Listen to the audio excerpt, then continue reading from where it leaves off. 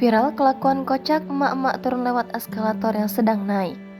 Niat turun dengan menggunakan eskalator, ulah emak-emak di Pasar Legi, Ponorogo malah buat gemas hingga viral di media sosial. Bahkan, bukannya sampai dengan cepat, kedua emak-emak tersebut justru tak kunjung mencapai lantai bawah, lantaran ulah mereka.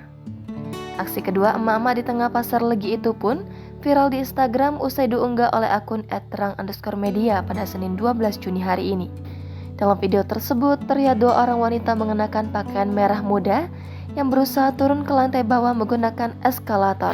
Sekilas memang tak ada yang ganjil dengan aksi dua emak-emak tersebut. Namun saat diamati dengan seksama, emak-emak tersebut turun dengan menggunakan eskalator yang mengarah ke atas.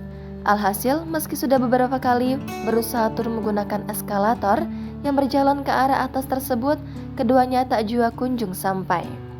Saat berusaha menuruni satu anak tangga, maka anak tangga lainnya justru muncul dari balik eskalator hingga membuat langkah keduanya tak kunjung maju.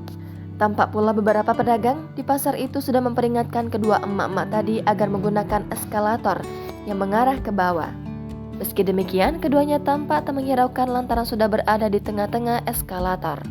Sontak saja, unggahan video yang telah viral tersebut pun mengundang komentar beragam dari warganet.